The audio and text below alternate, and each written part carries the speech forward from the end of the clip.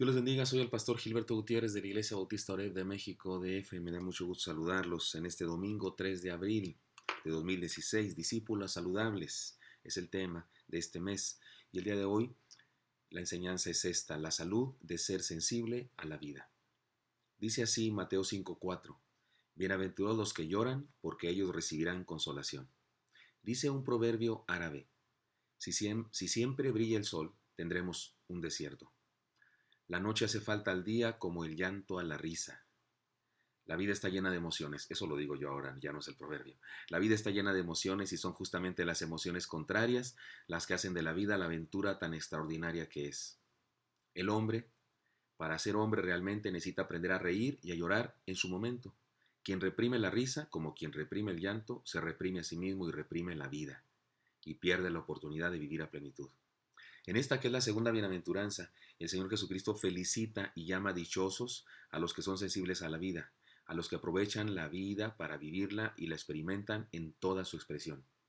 Llama benditos a los que no se disfrazan de indolencia, sino que están pendientes de la vida misma y de la vida de los demás, que se dejan afectar por los problemas de otros, del mundo, del prójimo, es decir, hasta padecer por ellos, pero que se desahogan en Jesús, el Consolador.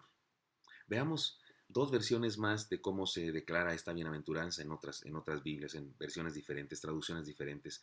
Francisco Lacueva traduce así: dichosos los afligidos, porque ellos serán consolados. Y la versión latinoamericana dice: felices los que lloran, porque recibirán consuelo. Digamos algunas aplicaciones y o traducciones de esta bienaventuranza para nuestra vida, aplicándolas a nuestra vida. Primera de ellas: qué dichosos son los que enfrentan el dolor para provecho.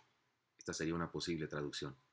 Para muchos llorar es símbolo de debilidad, para otros es símbolo de algo desagradable, pero nuestro Señor Jesucristo dignificó el llanto y Él dijo que era un buen llanto cuando es fruto de un corazón sensible que aprovecha el dolor para crecer. Digamos algunas cosas sobre esto. El llanto purifica. Del mismo modo que las lágrimas limpian los ojos para ver mejor, el dolor del alma la purifica para ver mejor a Dios. En Juan 11:35 se dice que el Señor Jesucristo lloró por la muerte de un gran amigo. Mientras más profundo nuestro llanto, más limpios somos. El llanto fortalece también. El que llora reconoce pública y externamente su debilidad y es entonces que puede ser fortalecido. Jesús lloró en el huerto del Getsemaní, así lo dice Mateo 26:38. En su humanidad manifestó la debilidad de la carne, pero en Lucas 22:43 también dice que un ángel del cielo llegó para fortalecerlo. El llanto enseña también. Sin duda que esta es la más sencilla interpretación que podemos dar al pasaje. Nunca aprendemos tanto como cuando sufrimos. Hay cosas en la vida que solo podemos aprender a través del dolor. El camino que conduce a la felicidad, el gozo y el perdón pasa por la tristeza y el dolor. Y mientras más profundo es lo uno, más profundo es lo otro. El dolor que produce el llanto nos enseña. ¿Qué nos enseña? El valor de lo perdido, la capacidad de la compasión humana y sobre todo nos enseña palpablemente la compasión de Dios para con nosotros, pues finalmente Él llega y nos consuela. Otra manera de traducir esta bienaventuranza sería esta: qué dichosos son los sensibles al dolor y la tragedia ajena. Muchos consideran una gran virtud la capacidad de vivir despreocupándose de los demás. Alardean de que los problemas de otros no les afectan y se sienten orgullosos por ello. Pero el Señor Jesús considera bendito a aquel que no vive en la indolencia, sino en la profunda preocupación por el género humano. Nehemías lloró cuando escuchó de la deplorable situación en la que su pueblo se encontraba. Eso está en Nehemías 1:4. Fue sensible al dolor y la tragedia de los propios, de su familia, de sus paisanos, de su país, de su tierra, de su nación. El mismo Señor Jesús lloró por la triste situación espiritual de los judíos de su tiempo. En Lucas 19:41 dice que lloró y oró por Jerusalén. Fue sensible a la necesidad del ser humano. De hecho, esta es una de las características más virtuosas del hombre, la capacidad que tiene de conmoverse seriamente hasta hacer algo cuando ve a otra persona en desgracia, porque quien se conmueve por el dolor ajeno es movido a hacer cosas. Y una manera más de traducir esto sería esta: qué dichosos son los que se conmueven de la vida y sus mensajes. Se dice que una vez un hombre tuvo un encuentro con la muerte y le dijo: señora muerte, ¿me podría hacer un favor? ¿Me puede mandar a avisar cuando vaya a venir por mí? La muerte le dijo: con todo gusto lo haré.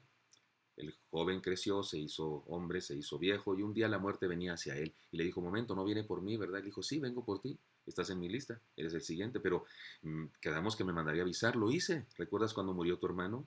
Te estaba avisando. ¿Recuerdas cuando el doctor te dijo que estabas enfermo, que tenías triglicéridos altos, colesterol alto? Estaba avisándote yo. ¿Recuerdas cuando te viste en el espejo, cuando te dolió la espalda? Eran mensajes míos. Si no pusiste atención a mis mensajes, es asunto tuyo.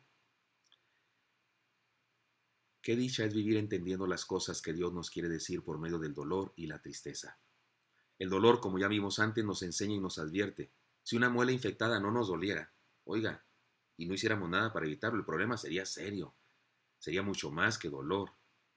El sufrimiento, aquello que nos puede hacer llorar, es un mensaje que debemos interpretar con seriedad y mucha atención. Ahora bien, el asunto que más debería hacernos llorar, conmovernos y entender el mensaje es nuestro propio pecado, nuestra propia maldad, que nos recuerda nuestra imperfección y nuestra necesidad de ayuda, de consuelo y de salvación.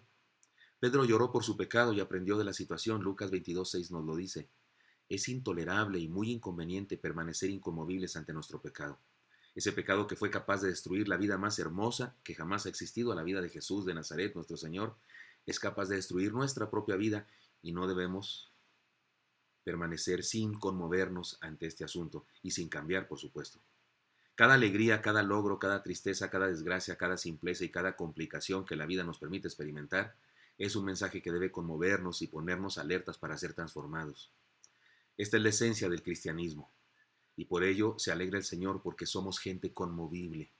Cada sermón nos conmueve, cada canto nos conmueve, cada lectura nos habla, cada suceso nos da un mensaje y eso nos permite ser seguidores de un gran rey. Incluso los momentos de más dolor son momentos en los que Dios más nos habla también. Finalmente, la bienaventuranza dice, porque ellos recibirán consolación o serán consolados por el Señor, como dice el Salmo 51:17 e Isaías 61:3, consolados directamente por el Consolador, el Espíritu Santo de Dios. Así es que una final traducción de esta bienaventuranza podría ser esta. Bienaventurados los que lloran, puede traducirse así. Qué dichosos son los que sacan provecho del dolor, los que son sensibles a las tragedias de otros y que aprenden de las experiencias desagradables de la vida, porque son recipientes adecuados para el Espíritu Santo de Dios que los consuela. Hermanos, lloremos, reconozcamos las situaciones difíciles de la vida, seamos sensibles, incluso al dolor de otros, y experimentemos el consuelo de parte de Dios. Dios le bendiga. Nos vemos el día de mañana. Hasta luego.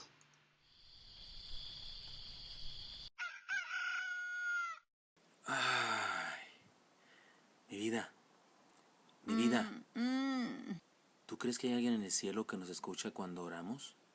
Sí, mi amor, Dios, nuestro Padre, Dios Todopoderoso que está en el cielo cuidándonos, nos ama. ¿Y tú crees que hay alguien en la tierra